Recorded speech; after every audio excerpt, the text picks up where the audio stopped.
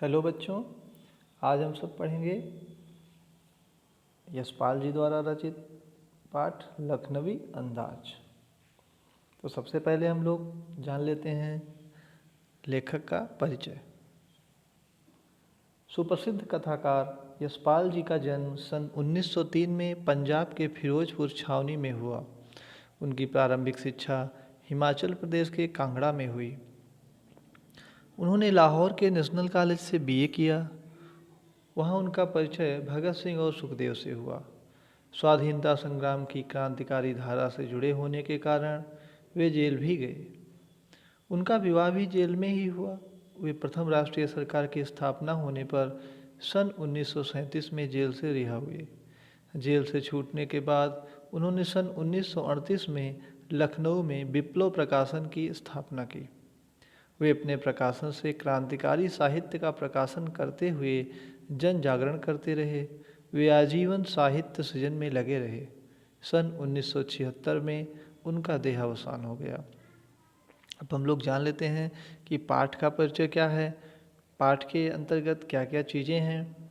तो बच्चों, लखनवी अंदाज पाठ में एक ऐसे नवाब साहब का वर्णन किया गया है जो ट्रेन के सेकंड क्लास में यात्रा करते हुए अपनी रईसी का प्रदर्शन करने के लिए खीरे में नमक मिर्च मिलाकर उसे खाते नहीं बल्कि सूंघकर ट्रेन से बाहर फेंक देते हैं।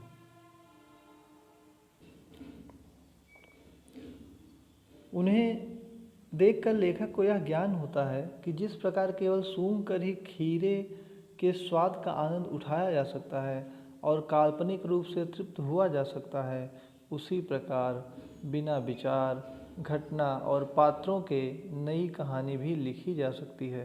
अर्थात वैसे तो बिना कथ्य के कहानी नहीं लिखी जाती है, परंतु यदि ऐसी कोई कहानी लिखी भी जाए तो एक स्वतंत्र रचना के रूप में इसे पढ़ा जा सकता है। इस कहानी में यशपाल जी उस सामंती वर्ग पर कटाक्ष करते हैं, व्यंग्य करते हैं जो वास्तविकता से बेखबर एक बनावटी जीवन शैली का आदी है। इस तरह के लोग जीवन के यथार्थ से दूर कल्पना की दुनिया में जीते हैं और अपनी रईसी का झूठा दिखावा करने में अपनी शान समझते हैं। तो अब हम लोग जानते हैं कि इन पाठ के प्रमुख पात्र कौन हैं। तो बच्चों, इनके सिर्फ दो पात्र हैं, एक है नवाब साहब और दूसरे लेखक जी यशपाल जी। तो अब हम लोग पाठ का सारांश जानते हैं और वो भी एक नए तरीके से, जो कि हेडिंग्स वाइज होंगे। सबसे पहले हम लोग जानते हैं सेकंड क्लास में यात्रा। तो बच्चों, लेखक को पैसेंजर ट्रेन से नज़दीक ही जाना था, उसने सेकंड क्लास का टिकट ले लिया ताकि भीड़ से बचकर एकांत में नई कहानी के संबंध में सोच सके और खिड़की से प्राकृतिक दृश्य देखने का आनंद भी ले सके। फिर अगली हेडिंग आती है नवाब साहब से मुलाकात। गाड़ी छूट रही थी, अतः लेखक दौड़कर एक डिब्बे में चढ़ गया। उस डिब्बे में एक बर्थ पर एक लखनवी नवाब पालथी मारकर बैठे हुए थे। उनके सामने तौलिए पर दो ताजे चिकने खीरे रखे हुए थे। लेखक को देखकर उनकी आँखों में एकांत में बाधा उत्पन्न होने का असंतोष उभर आया। लेखक ने सोचा कि हो सकता है कि वे भी किसी कहानी के बारे में सोचने की चिंता में हों या उन्हें खीरे जैसी साधारण चीज़ का शौक देख लिए जाने के कारण संकोच हो रहा हो। अगली हेडिंग लेखक का अनुमान।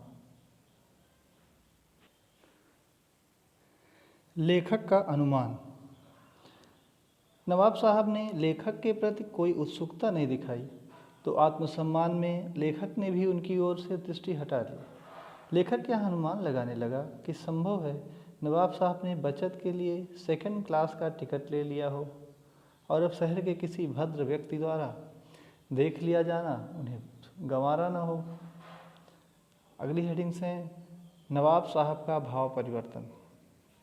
थोड़ी देर बाद नवाब साहब ने लेखक का अभिवादन करते हुए उनसे खीरा खाने के लिए पूछा। लेखक को उनका सहसा भाव परिवर्तन अच्छा नहीं लगा। उसने सोचा कि वे शराफत का गुमान बनाए रखने के लिए उसे भी साधारण लोगों के इस काम में अपना साथी बना लेना चाहते हैं, अतः उसने इनकार कर दिया। खीरे की तैयारी।